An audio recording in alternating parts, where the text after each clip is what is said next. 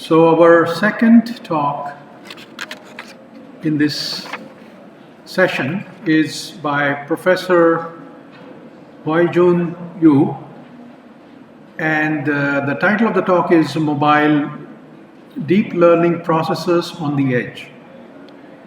So Professor Yu doesn't need any introduction. He's already very famous person. So let me give you a few of his highlights. He's a ICT endowed chair professor in KAIST, Korea. His current research interests are in bio-inspired IC design, networks on chip, multimedia SoC designs, variable healthcare systems, and high-speed, low-power memory. He has published more than 250 papers and wrote or edited 5 books. He has served as a member of the executive committee of ICCC Symposium on VLSI and ASSCC.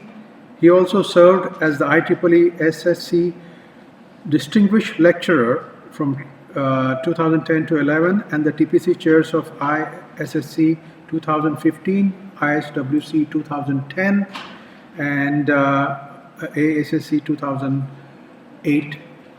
He's an IEEE fellow and he has received numerous awards. So we would like to welcome Professor Yu for this talk. Good morning, everyone. Thank you for a nice introduction. Today, I would like to introduce mobile deep learning processors, especially on the edge and also wearable or IoT, even IoT. I would like to introduce some various deep neural network architectures and hardwares, and why we need mobile or edge applications. And then I will show you some examples of mobile DNN processors, including the learning processors, not the inference, not only the inference, but also the learning processors. DNN is recently really hot, very hot. So every day, new DNN is introduced. And of course, there are many reports. DNN is even better than the human being, but more and more deeper and deeper neural networks are introduced, and also so many different deep neural networks were already proposed. If you carefully think about the types of neural networks, mostly there are mostly 3 different types. One is multi-layer perceptron, or fully connected layers, and the CNN, or Convolutional Neural Network, and RNN, Recurrent Neural Network. And the fully connected layer, where MLP is very general, and of course you can use it for many applications. Recently, speech recognition is mainly used for this application, this neural network. And also the number of layers, usually 3 to 10 layers. And CNN is very good for the still image processing or still image recognition. So recently more than 100 layers are used for the accurate still image recognition. And RNN is good for the sequential data processing, for example, like a speech or action recognition. And usually 3 or 5 layers of recurrent neural network is used. Let me briefly introduce the convolution operation. Convolution operation is you need input image and you need a filter. And the filter is multiplied by some area of the image, and then sum it up to generate the output image. And then it is repeated until total image is recovered. So you need memory to store the weight and input data and output data, and also you need multiplier and adder to make the convolution operation. So basically you need a P array and a memory, or if the on-chip memory size is very limited, so you need external memory. So that is the typical convolution processor architecture.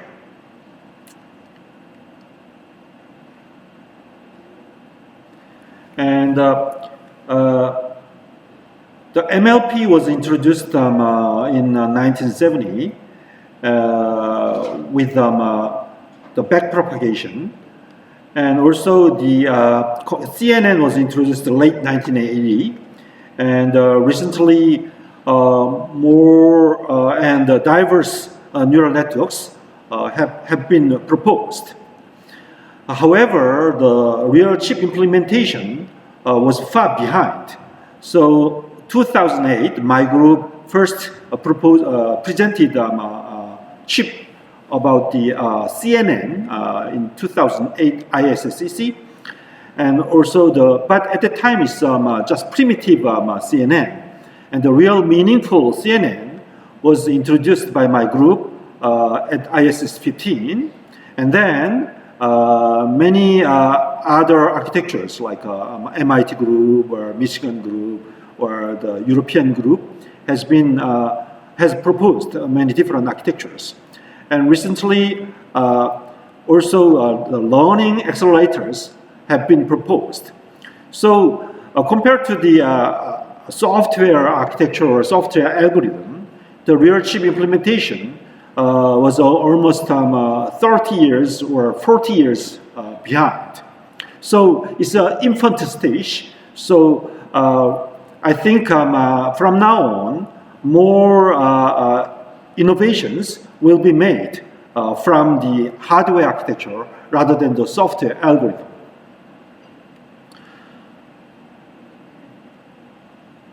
So, oops, what happens? Okay. Before I start my presentation, I would like to briefly summarize my talk or the history of DNN hardware. I would like to divide it into the 4 different phases. First phase is just convolution accelerator.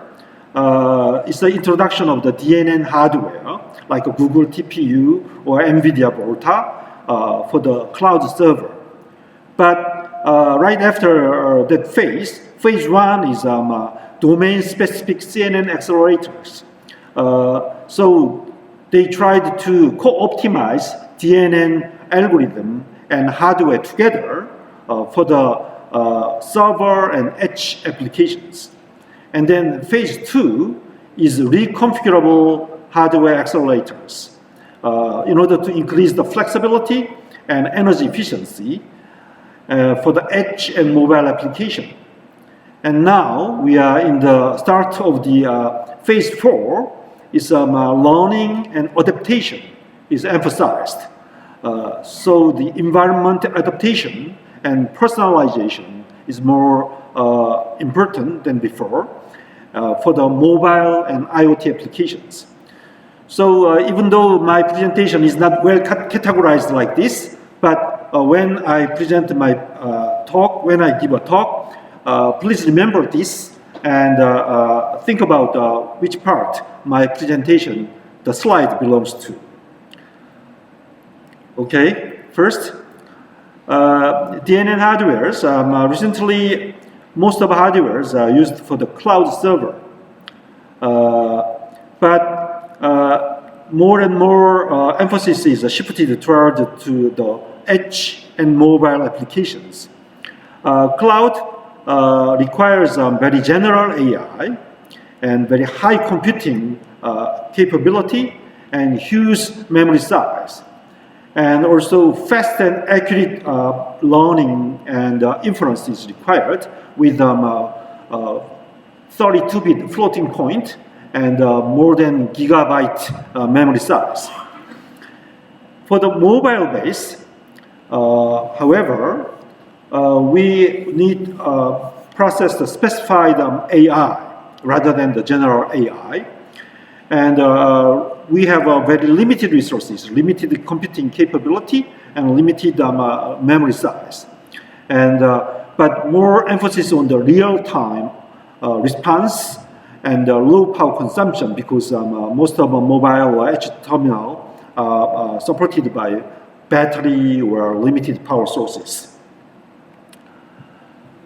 Currently, the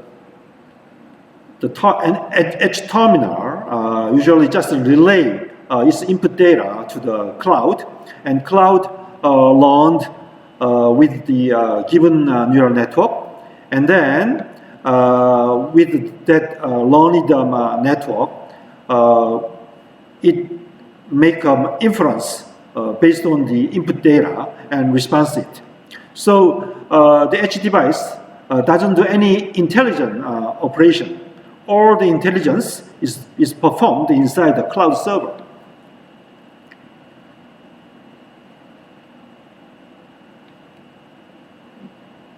It's very slow. Use this.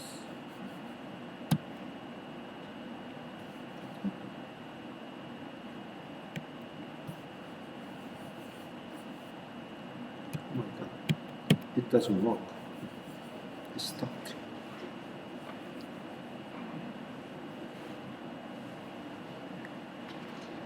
So page is not. Is it frozen right now? Yeah. It doesn't move. Maybe we can move the slides to the desktop or something. Oh. It's too much. It's frozen. Okay. Okay.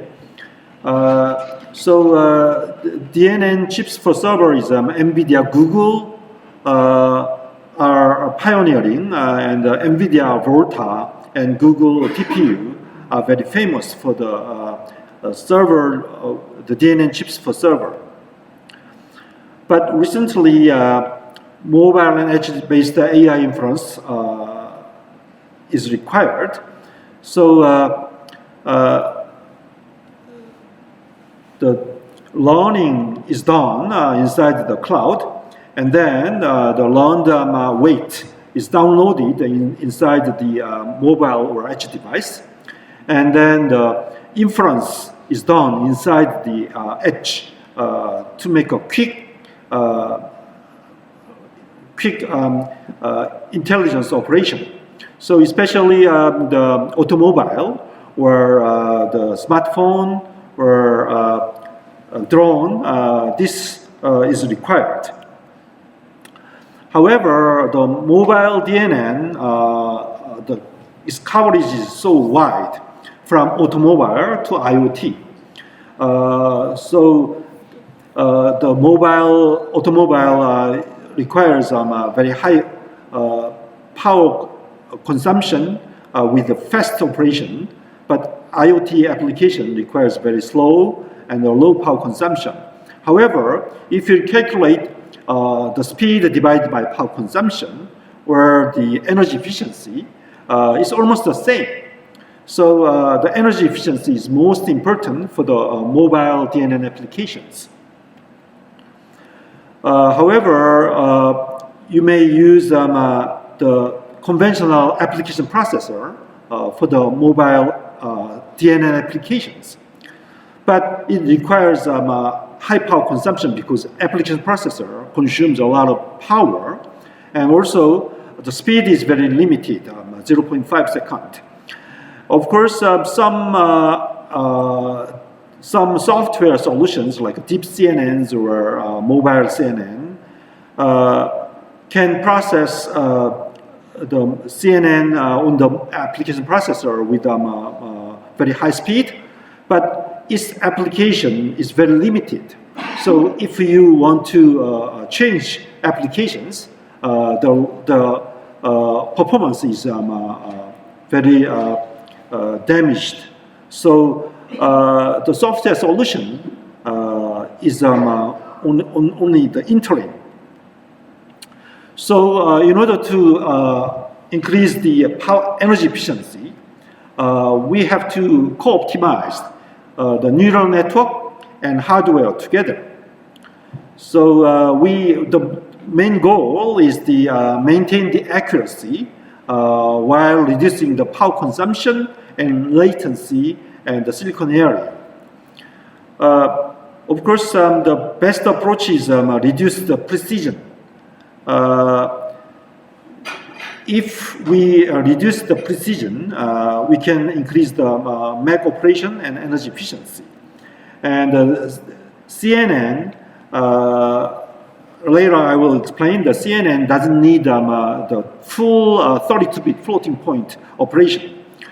So the precision reduction and the quantitation and pruning and zeroing and tensor decomposition can be utilized together with reduced precision hardware and dynamic precision and quantization table.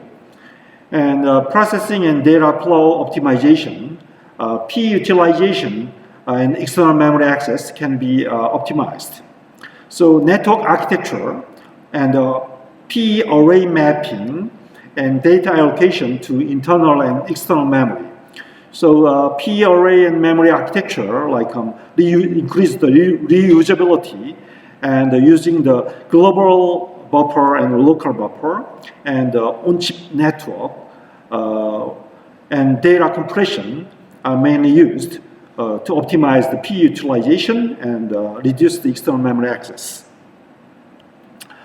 So if we divide it into the algorithmic level approach and architectural approach and circuitral approach, algorithmic approach, modulus number system, and reduced number precision, and weight quantization, and sparsity, and approximate computing, and skipping, and application-specific DNN.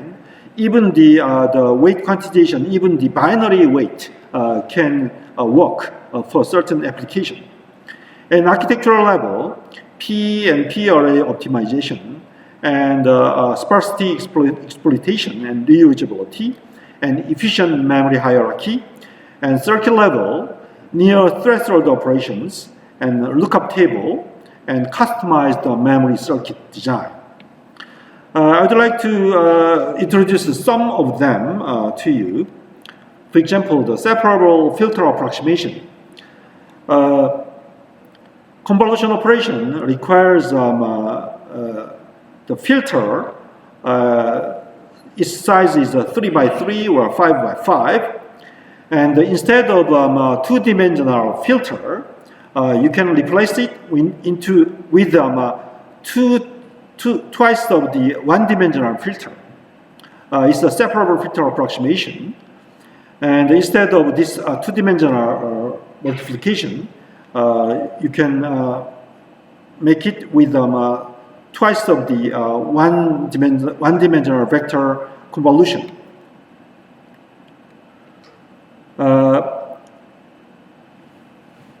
That alleviates the hardware complexity, and compared to the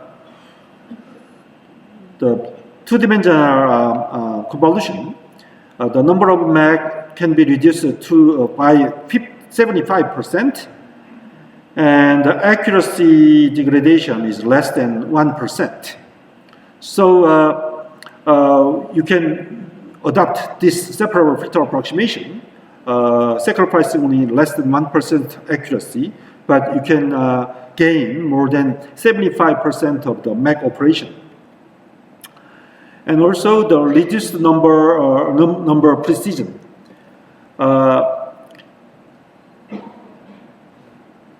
The 32-bit floating point and the 32-bit fixed point and 16-bit fixed point show almost the same accuracy. So instead of the 32-bit floating point, you can use 16-bit fixed point. Then you can reduce the circuit complexity. That is for the convolution layer case. For the fully connected layer case, you can reduce the number even to the 4-bit. Still, the accuracy is almost the same. So for the fully connected layer, you can reduce the number system almost to 4-bit integer rather than the 32-bit floating point.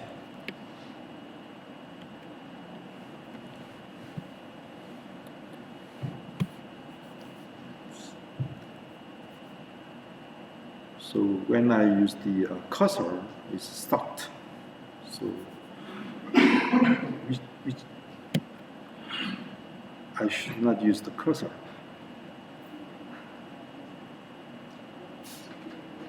So place escape. Sorry about this. Yeah, you can if you want.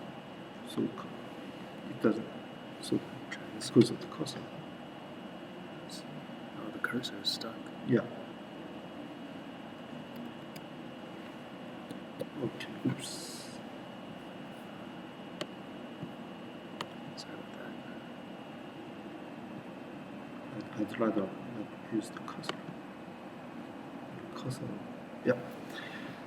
Okay. I will not use the cursor.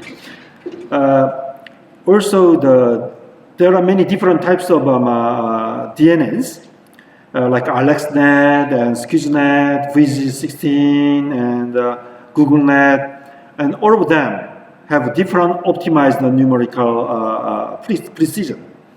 For example, AlexNet, if you use the more than 7-bit, you can obtain the full accuracy. And for the VG16, if you use the more than 10-bit, then you can obtain the full accuracy. So different layers, different neural networks require different precision. And also the different layers, one deep neural network has many layers, and each layer has different optimum bit width. So sometimes 8-bit or 16-bit or even the 4-bit, you can obtain the high accuracy. So accuracy and speed for different weight precision, you can obtain even the 1-bit case, you can obtain the very good accuracy with AlexNet or the RNN, LSTM RNN. And also the memory architecture is very important. The centered global memory architecture is good for the SRAM as a global buffer. However, all the processing elements share only one memory interface. So memory bandwidth is very limited, and data reuse distance is very short, and architecture scalability is not guaranteed. Instead of the global memory, you can distribute the memory architecture. So each processing element has its own memory. So memory bandwidth problem can be alleviated, and data reuse distance can be optimized, and also architecture scalability is increased. And also, if you carefully examine the VG16, the MAC operation and memory access of the weight memory access show different characteristics. For example, the deeper layers and fully connected layers requires more memory access for the fetching the weights, and more MAC operations are required for CNN operations. So we required huge memory bandwidth and also memory size. But on-chip memory size is very limited, usually less than 1 megabyte. So it's very difficult to integrate all the on-chip memory on a chip So how to reduce the required memory size is very important.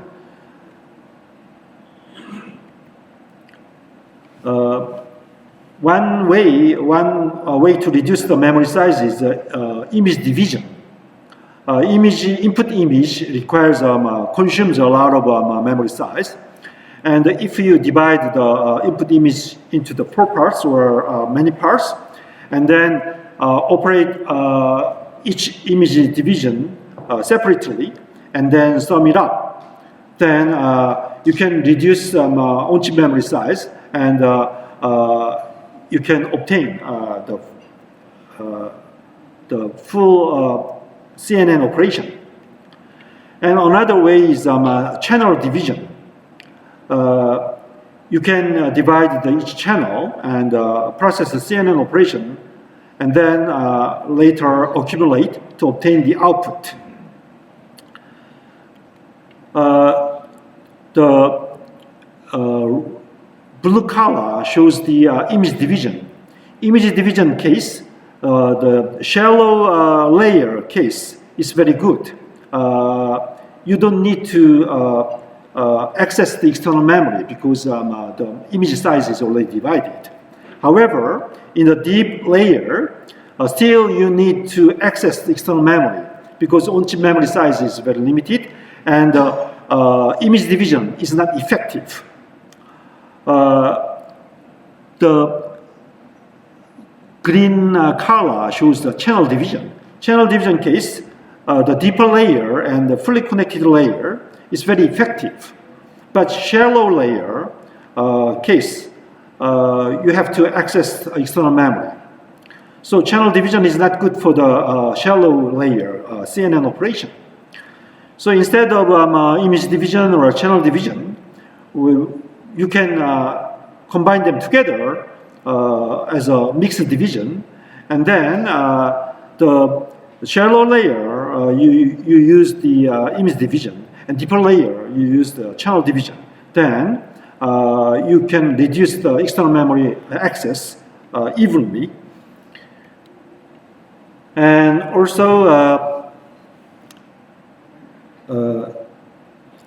the reconfigurability is very important because CPU is best known for the programmability, but GPU is very good for the matrix multiplication. However, its programmability is a little bit sacrificed. And the ASIC case is good for the server, but it is not good for the flexibility because there are many different deep neural network types, but the ASIC can support only the CNN.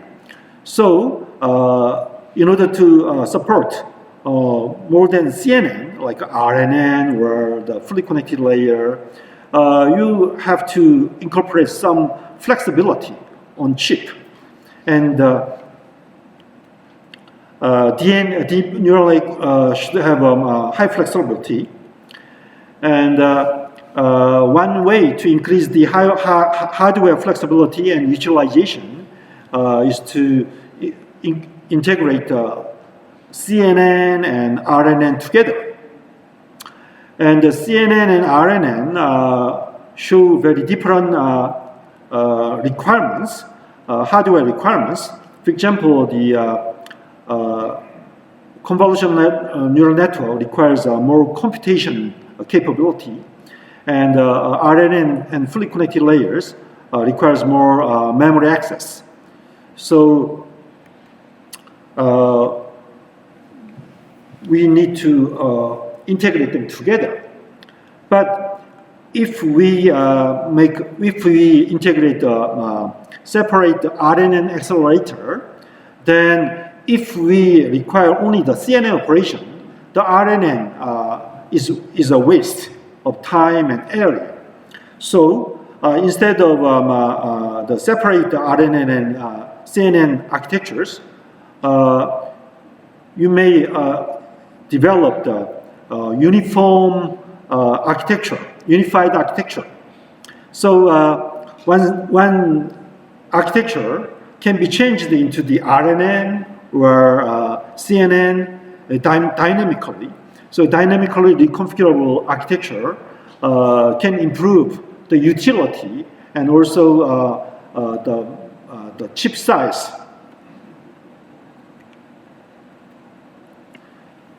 And this table, this graph shows all the reported DNN ASICs, and the triangle shows the reconfigurable DNN ASICs. And compared to the other DNN ASICs, reconfigurable DNN ASICs show more throughput and higher energy efficiency. So the reconfigurability is very important to improve the energy efficiency.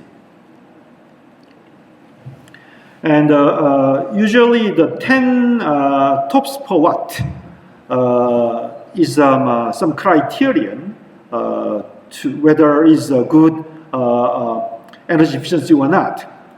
And only the reconfigurable architecture can achieve the more than 10 TOPS per watt energy efficiency. And of course, not only the DNN architectures, but also the precision weight precision should be variable. So the programming the bit precision dynamically, and also the architecture of the DNN can be reconfigured dynamically. That those two bit precision and architecture reconfiguration are most important to increase the energy efficiency. And in this talk, I'd like to show you the CNPU as an example of the NN neural network and hardware co-optimized for the ultra-low power consumption, less than 1 milliwatt power consumption to support a full CNN operation. And then DNPU for the variable precision and also reconfigurable architecture, and UNPU to fully variable of the precision and also hardware architecture. So CNPU, DNPU, and UNPU. And SNPU is an example of embedded DNN on a single chip. And then on top of 4 examples, I'll show you 2 learning accelerators. Okay, first, low power, ultra low power CNN accelerators. Recently, the IoT is emerging, but IoT doesn't have any interface, user interface especially. So we need a new user interface for IoT. Of course, face recognition is very nice user interface. And every object can recognize its owner or user. But in this case, that face recognition system must be always on, because the object or thing does not know when the user appears. So it should turn on the face recognition system always on.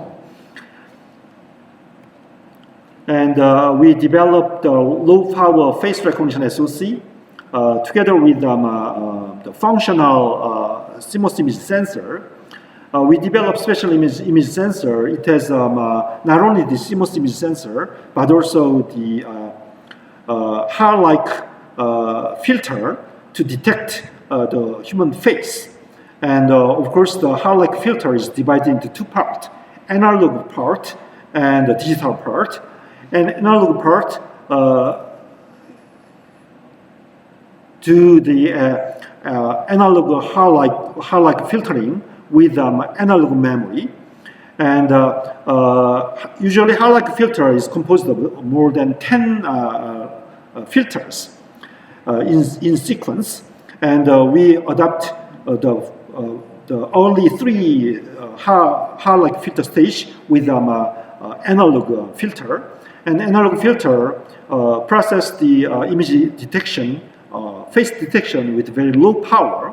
And once it detects the face, and then turns on the digital hierarchy filter.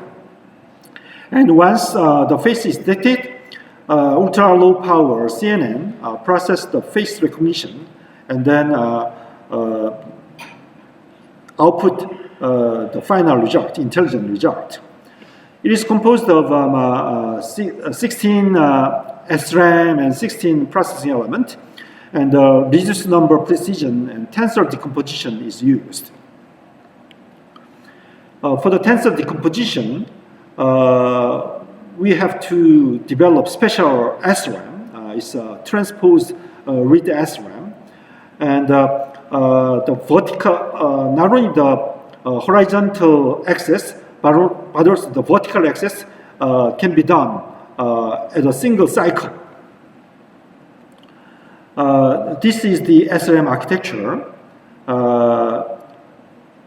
It has 7 transistors, and the conventional architecture, like horizontal axis, the word line turns on, then all the cell data of the same word line or same row accessed. And for the vertical axis, the vertical word line turns on, and then all the vertical cell data are patched to the vertical sense amp for the vertical vector fetching. And this is a chip photo. And left-hand side is CMOS image sensor with analog hierarchy filter and analog and digital hierarchy filter. And right-hand side is ultra-low power CNN processor fabricated with 65 nanometer technology. And I'll show you the video.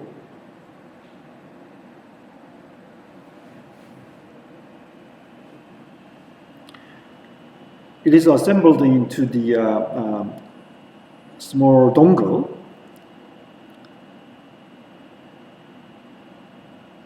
And it can be used for the authentication.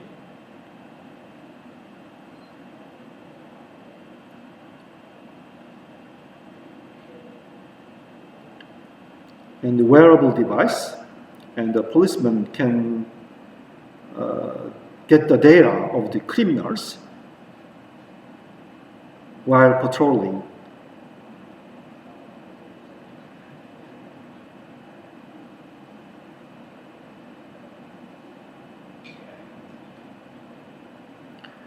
And even your car can recognize you, and while you are approaching, it is get ready for your driving.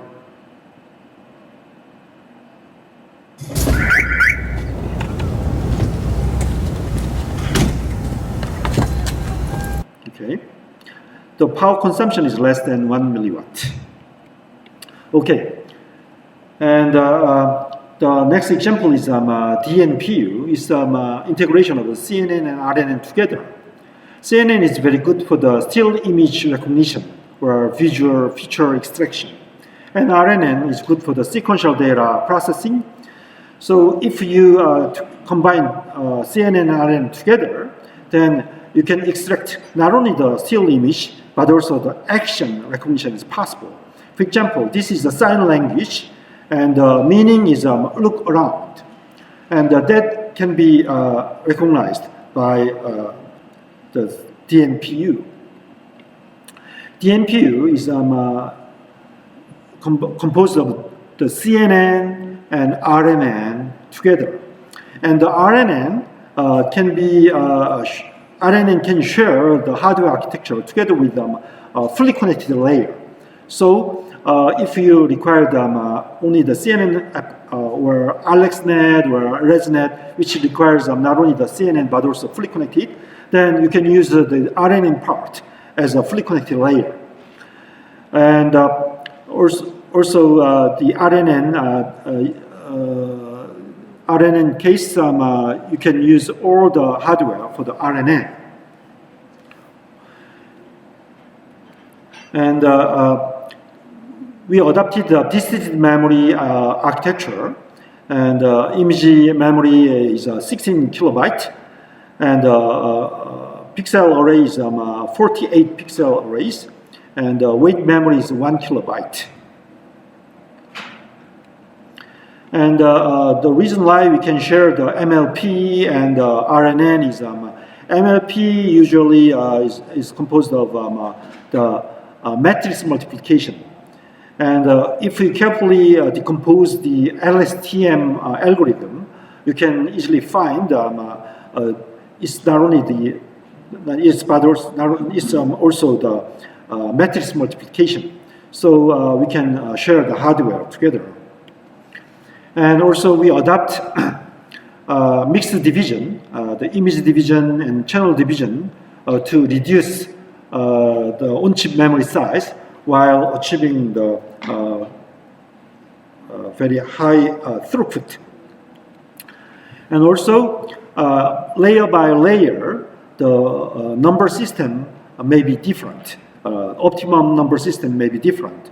So we adopt the adaptive dynamic fixed point system to reduce the computation complexity. And this is a chip photo, and it's made of 65 nanometer technology, and power consumption is 30.46 milliwatt at 0.7 volt, and 1.1 volt, 279 milliwatt. And it is assembled as a robot, pet robot, and it can recognize the face and object, and also action, and also image captioning is possible. So the robot can recognize the user and explain who he is and what he is doing. A man sitting, a man in a black shirt is sitting in a room or like that. And this object, he does not like it. So, and teddy bear, he likes it. So,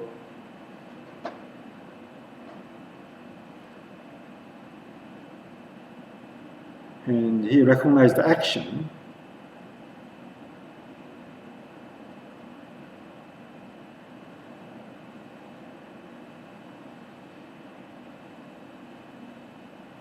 Okay. But the previous DNPU has a separate CNN and separate RNN. So if you need only CNN application, RNN is waste. And if you need only RNN application, then CNN is useless. So the utilization is not so high. So we developed UNPU, fully variable weight precision, and it can process 1 bit PE, so 1 bit by 1 bit.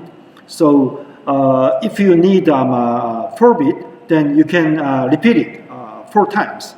Then you can obtain the 4 bit precision. And if you need a 16 bit precision, just repeat it 16 times. So the bit serial processing, because of bit serial processing, the bit width can be varied sequentially from 1 bit to 16 bit. And also with special data loading architecture, we can change the chip architecture from RNN to CNN in time, running dynamically. So if you need only the RNN, then you can program all the processing element into the RNN processing element. And if you need part of the RNN, part of CNN, just program it. And if you need all the CNN operations, just program it. So based on the workloads, you can program the hardware architecture in real time. So, for example, the layer 1, just 16-bit convolution only, and the layer 2, 8-bit and the convolution and RNN, and layer 3, 4-bit convolution and RNN, and the layer 4, 1-bit RNN only, or like that. So you can program it. So the bit precision and the P configuration can be programmed dynamically. This is the architecture, lookup table based on bit serial processing element, and aligned feature map loader, AFL, usually maps the input image data and the weight access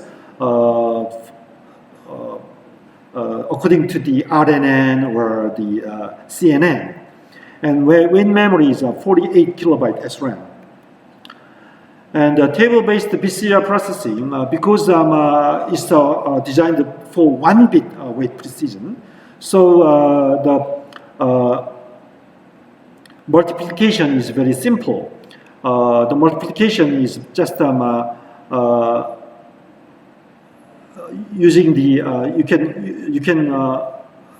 you can multiply, you can complete the multiplication using the table. Because there is only 1 bit of weight and 1 bit of 1 bit of weight, so you can easily guess the final result, like just a 0 or the last bit or the middle bit or the addition or the first bit or like that. So you can make it. You can make a lookup table and then just fetch the lookup table result. For example, like multiplication of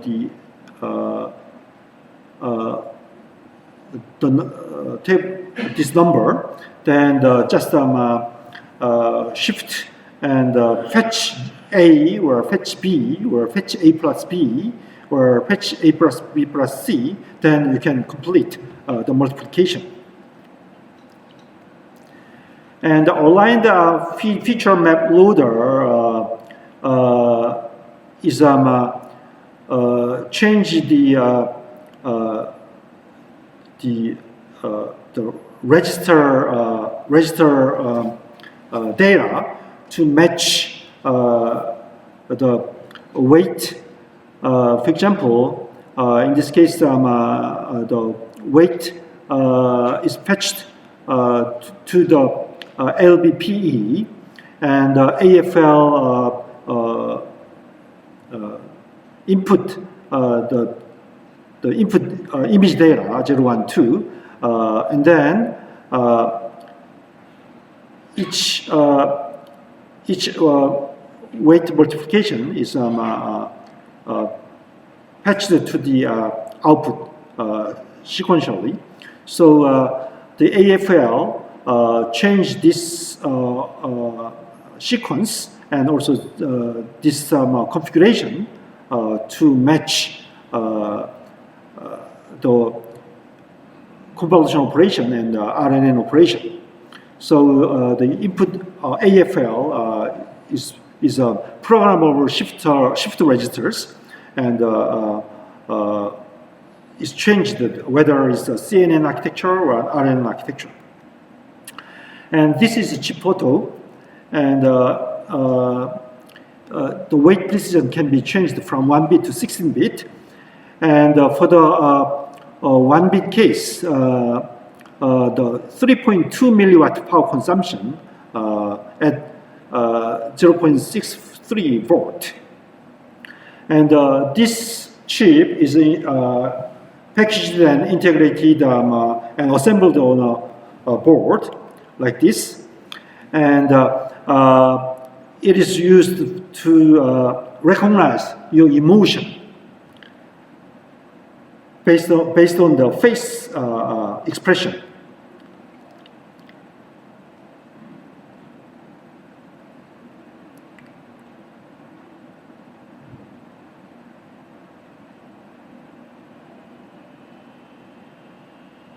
The first time we checked whether the bit precision variation is working well or not. So 1 bit case is very quick, but accuracy is a little bit degraded. For the 8 bit, it's very accurate, but it takes a longer time.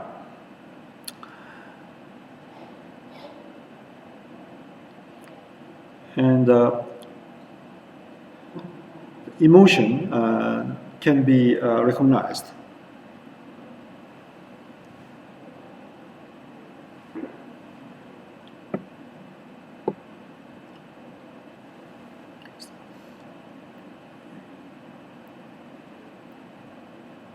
So she's very happy.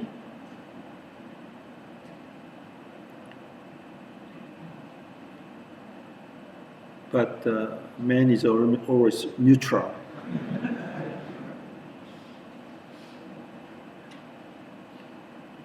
Yeah.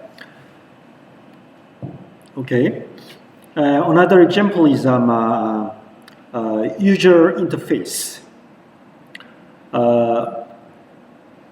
The augmented reality glass, AR glass, requires a new interface. You cannot type. You cannot type, or you cannot use the mouse for the glass. So the natural interface is your finger or your hand, but the AR glass must recognize your hand or your finger. So we developed a special CNN accelerator to recognize your finger and your finger motion with very low latency and very low power, less than 10 milliwatt. Previously, most of depth sensor is made of TOF, or using the laser, and the laser beam reflected by the object. So the device monitor the flight time of the laser light and calculate the distance. That's the way to recognize the distance from your AR glass to your finger. However, the laser diode usually consume large power consumption, and RGB data is not available. So the finger edge is not recognizable.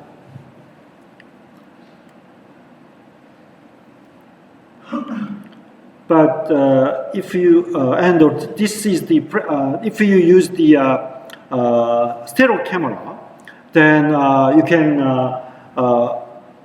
can obtain the edge data very precisely, and also the stereo case, the RGB data is available, so more information can be obtained, and also compared to the TOF, less power consumption is obtained.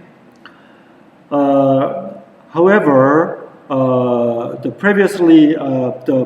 depth estimation requires very heavy CNN calculation. So the depth points are sometimes inaccurate. So we need CNN stereo, and CNN is not fully functional because this is very embedded CNN, so CNN has a very limited P array and also limited memory size. And we adopted special CNN stereo and also memory architecture, like a special processing in memory architecture to increase the efficiency of the hand tracking. So CNN is try to recognize the fingers, and then the PIM track the motion of your finger. So CNN is very limited features, like 6 convolutional layer without any pooling layer, and only 3x3 filter, and 8 channels per layer, and input image size is 80 by 60. And this is the chip photo, and energy efficiency is 1.8 TOPS per watt, and the power is less than 10 milliwatt, so almost 9 milliwatt. And this is the result of the hand detection or hand recognition. So the input image and hand depth, and we superpose many beads, small beads on the fingers, and each bead, actions of each bead is monitored. So that's the way we track the hand's operation or hand motion. And hand depth, the accuracy is about less than 4 millimeter, and at the distance of 40 centimeters. So when you wear the AR glass, your hand location is very near to the AR glass, or about less than 50 centimeter, and you can the AR glass can detect the depth or the distance from the AR glass less than 4 millimeter, and it can track the finger motion very accurately. So the hand tracking accuracy is less than 4 millimeter, and the power consumption is less than 10 milliwatt. And it is assembled into the dongle, and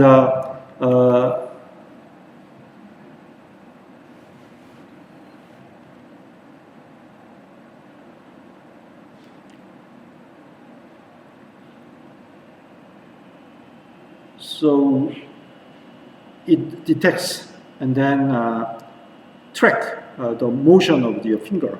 And this object is only on cyber. So the cyber object can be manipulated with your own hands.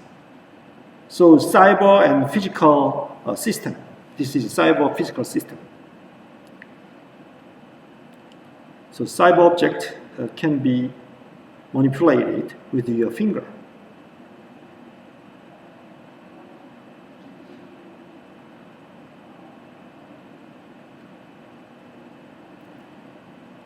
So this is a San Francisco map, and without finger tracking, or without the CNN, the finger tracking is impossible. But in this case, finger tracking is possible. Okay, let's move on to the local learning, or the learning accelerators.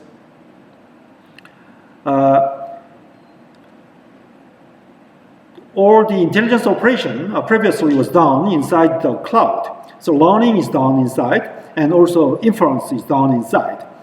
But recently, inference is moved to the edge or mobile device. But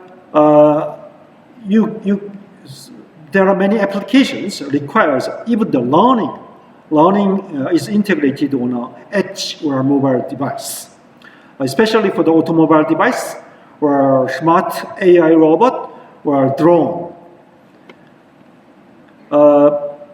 But the learning is a quite demanding application. For example, the red color is the forward inferencing, and after the inferencing, the blue color means the error. So if we know the eject result, then we have to compare the inference result and the eject result and obtain the error. And error should be propagated backward from the last layer to the first layer. And then the error can be converted into the weight gradient. And weight gradient is updated the weight. And then one learning cycle is finished, and new input is processed again with the new weight, and then error is also checked. So it is repeated. So forward, back propagation, and update, those three cycles are repeated. But the problem is even though the inference, you need only one image data, but for the learning, you need a large batch of image data, more than 128 image data, sometimes 256. So many data, and also it should be repeated many times. And another issue is all the internal data, like error data or the weight gradient data, must be stored inside the memory. So for the inference operation, you don't need to store all the internal data on the memory. So in this case, you need huge memory bandwidth and huge memory size, and also very heavy computing. For example, ResNet 50 case, input data of 1.2 million images, you need 11 days to train the ResNet 50. And also, it's usually adopted or usually believed you need more than 16-bit floating point application or weight precision. So, of course, sometimes you need 32-bit floating point application or accuracy, or the more than the 16-bit floating point accuracy. So it's very demanding. And how we can integrate those demanding chip or demanding algorithm on a edge device. Edge device is very power limited and resource limited. How we can do that? First, why do we need? For the cloud learning, all your data should be sent to the cloud server in order to obtain the intelligence service. So sometimes you have to upload your private data, like your private image or your healthcare data must be uploaded to get intelligent service. But perhaps somebody do not want such uploading because privacy is not guaranteed, right? Privacy is not protected. And also for the real-time operation like drone or automobile, all the data incoming data must be sent to the cloud. So you need huge bandwidth, and also sometimes most of the data is useless, but you have to send anyway. So the power consumption and also the communication cost is very high, and also the latency is not guaranteed. Real-time learning is not possible. So sometimes you have a car accident before you receive the correct answer from the server. So in this case, you need on-device learning or edge learning. Recently, Google announced an algorithm like federated learning.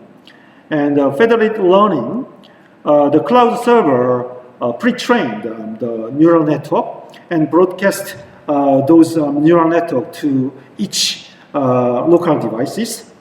And each local devices using the pre-trained neural network and with its own local data and train its own weight. So the local device train its neural network with its own local data, and only the learned weight is uploaded to the cloud. So it does not need to upload the raw data, so privacy can be protected, but still you need learning on local learning. So how can we obtain the local learning? We introduced LNPU last February at ICCC. It consumes 367 milliwatt and more than 4.4 times better energy efficiency than the GPU. And at the user environment, it trained its own CNN with the private data. The secret is using the sparsity. Conventional GPU just use 16-bit floating point operation. But if you carefully examine the data, most of the data can be processed with 8-bit floating point. So we divide the data into two parts, 16-bit floating point part and 8-bit floating point part, and then process it. Then, compared to the 16-bit floating point, 8-bit floating point requires less hardware complexity and obtain more than 4 times energy efficiency. For example, for the less than 18 case, 94% of the data can be processed with 8-bit floating point, and only 16% of data should be processed with 16-bit floating point. And ImageNet case, 90% of data can be processed with 8-bit floating point. So this is the chip photo, and it supports 8-bit floating point processing and 16-bit floating point processing, and the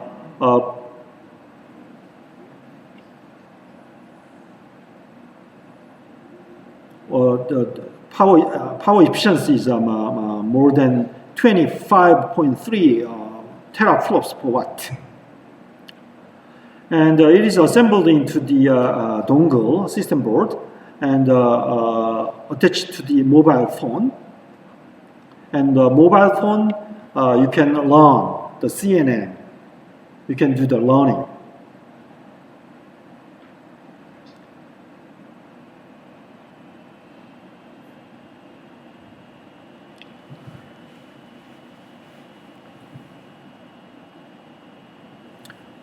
So the learning, previous learning, the pre-trained inside the well-defined load condition, but in reality, the load condition is changing. So this is trained pre-trained data. Pre-trained DNN does not work in user's environment because environment is changing.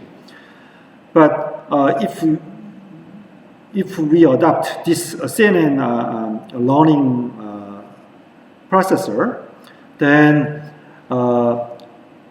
it learns the customized environment very quickly, and then it can move safely in its own environment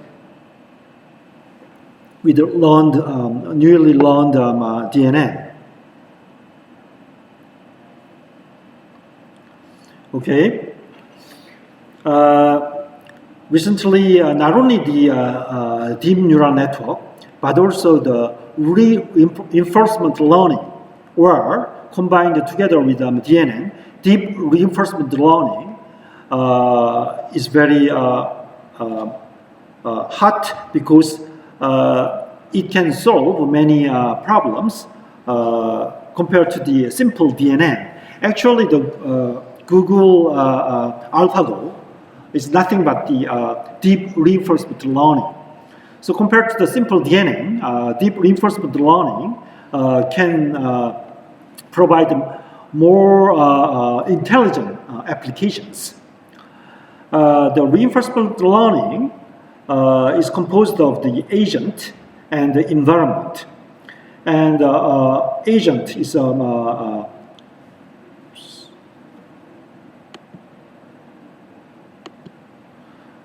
agent and the environment.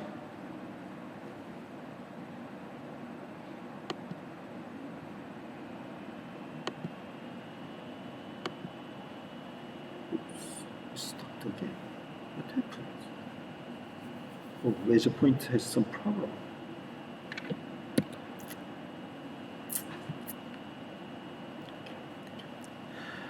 Okay, so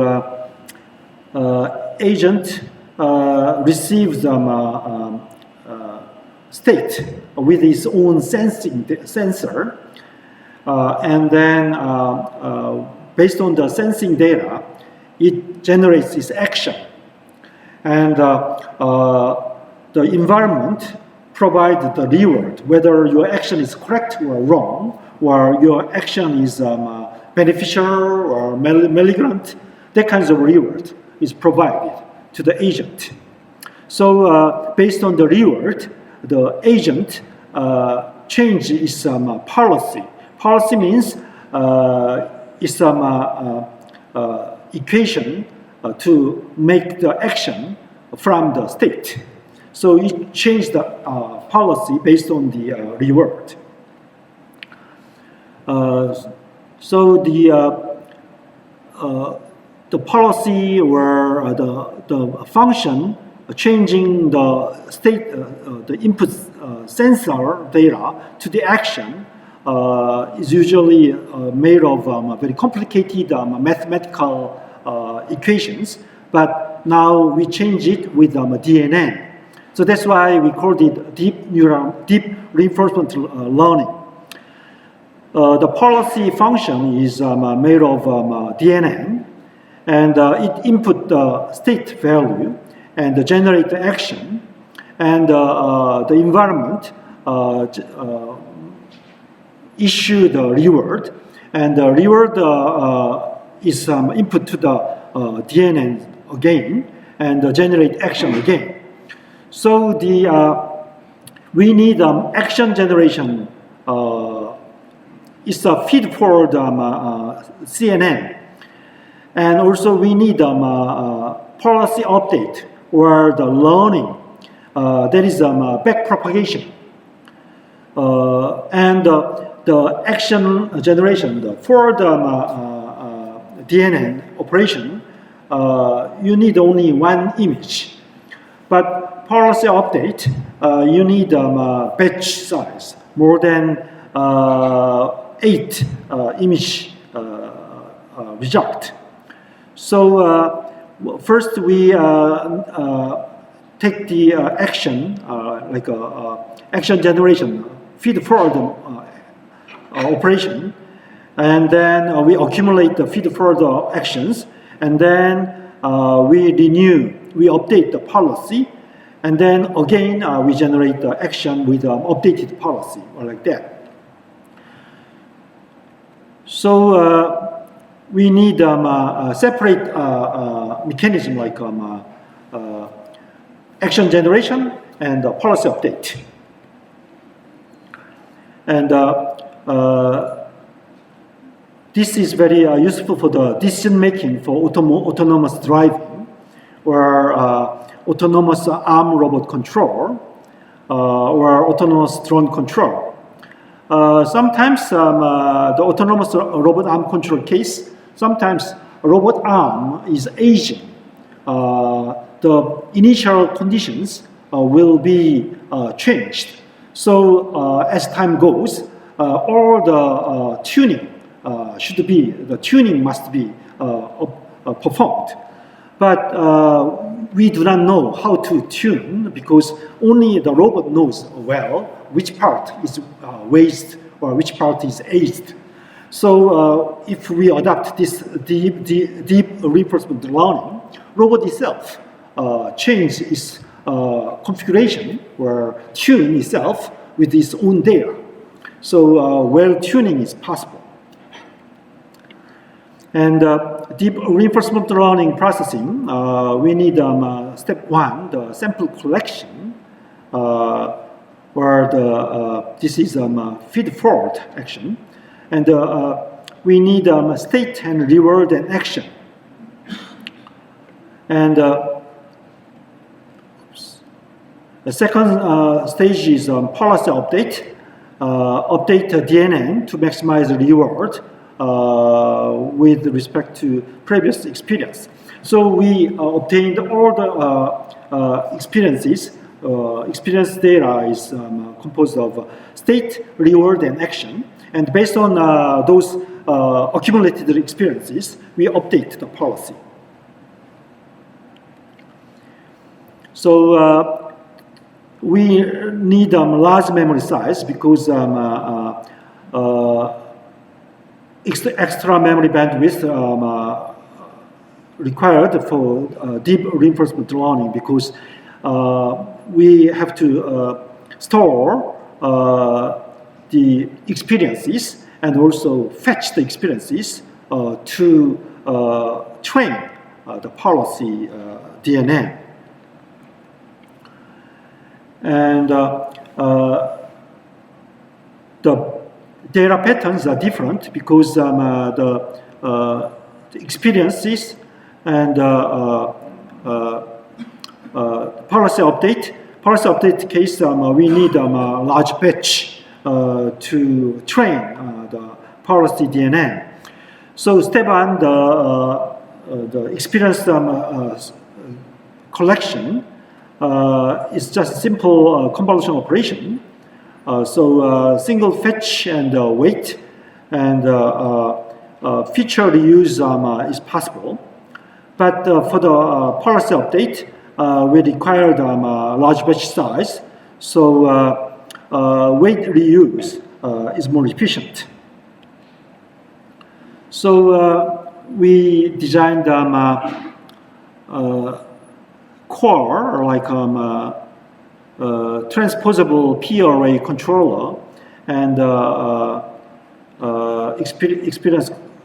exponential computer experience compressor, and TP array, and 16-way one-dimensional SIMD, and accumulator. And this is chip photo, and it consumes 2.4 milliwatt at 10 megahertz, 0.67 volt.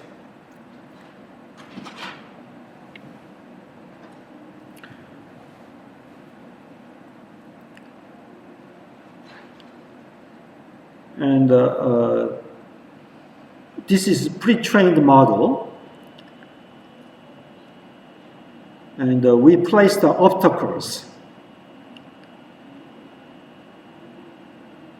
Then it crashed. So we trained with our chip. Then it can, 2 minutes is not enough, 3 minutes training.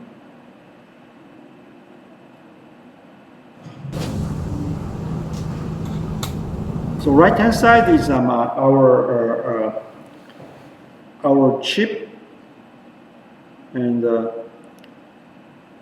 after 3 minutes training, it can drive very safely.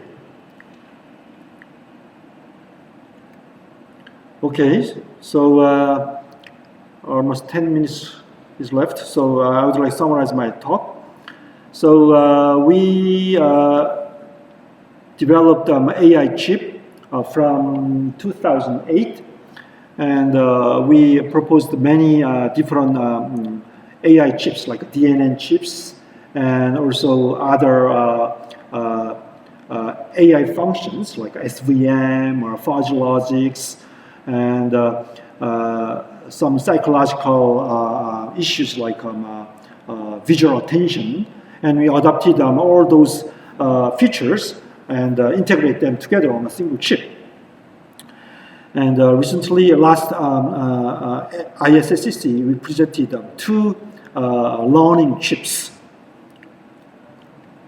And intelligence on silicon is possible with DNN and AI SoC, and the new algorithms like deep reinforcement learning or other algorithms. I called it humanistic intelligence, and together we can make smart machines. I think that's all for today.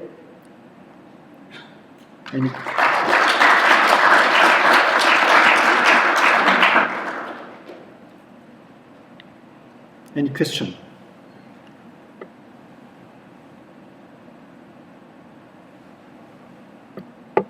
Okay, before you ask a question, I would like to summarize again. I explained the DNN accelerators as 4 phases. The first phase, just remind what my talk. The first phase is convolution accelerator, the possibility of the CNN accelerator, like Google TPU and NVIDIA Volta for the Google server. And the second phase, phase 1, is a domain-specific CNN accelerator. And at the time, what we need is co-optimization of DNN neural network and hardware, DNN algorithm and hardware.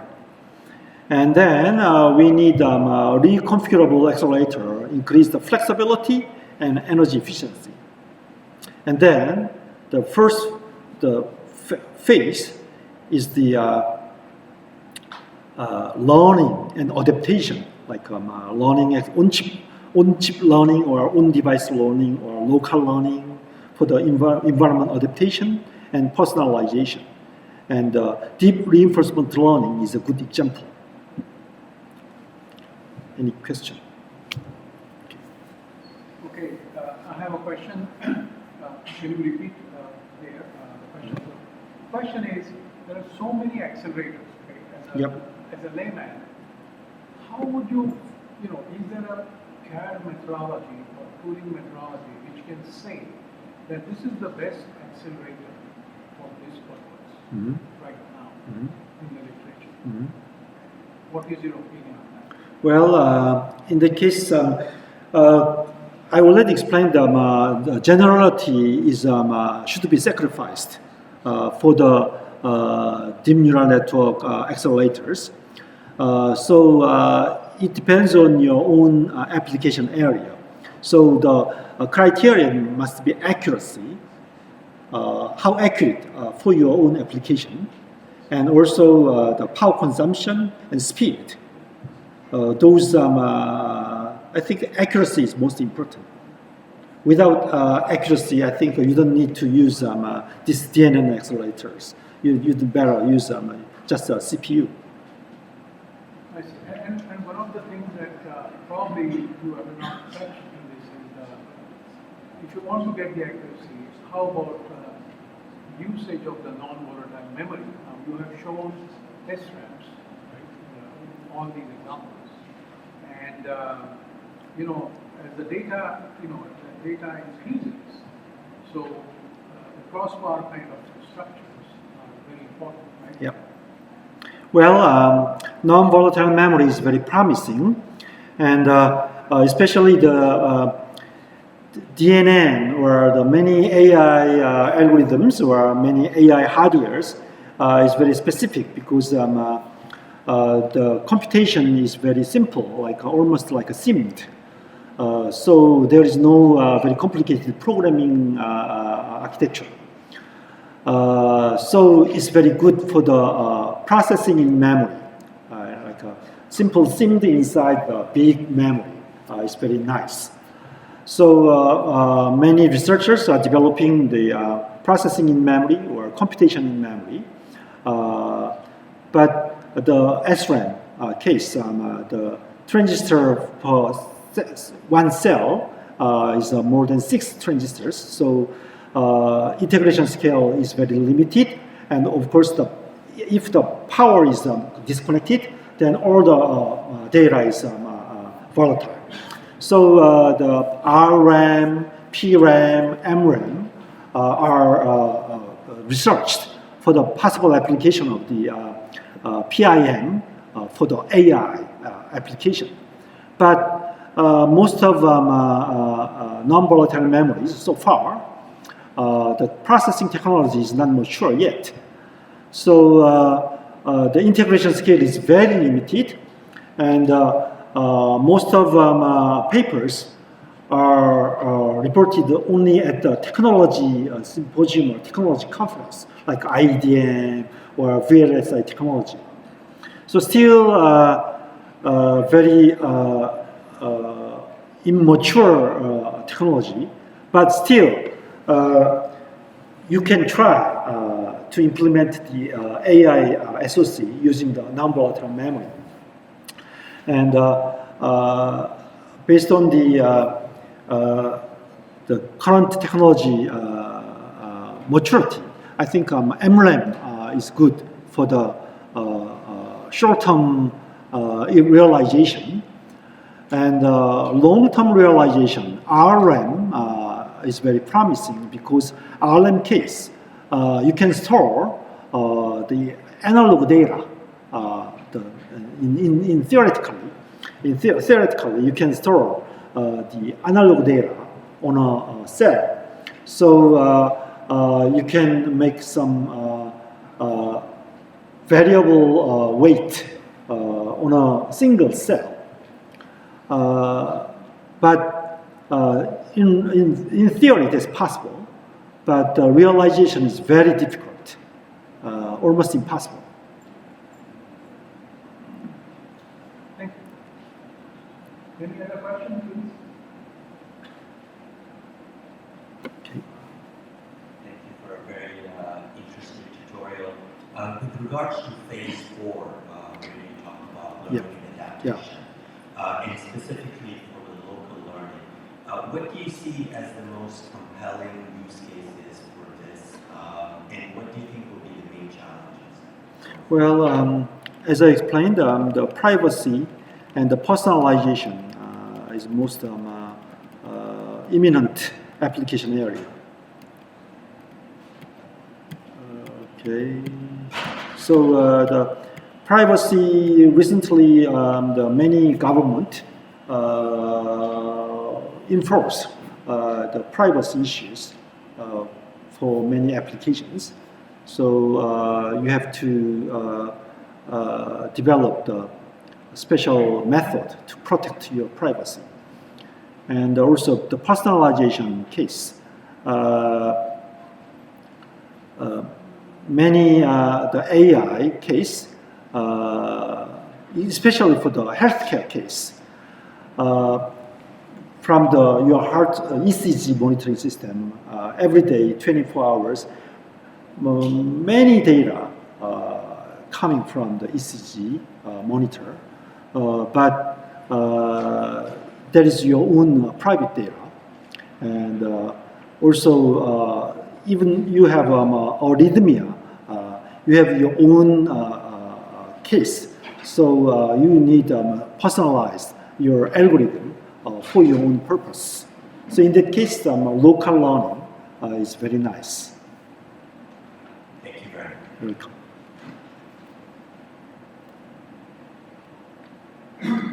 Any other question? Okay, if not, thanks to Professor Yu for that wonderful. Thank you for your attention.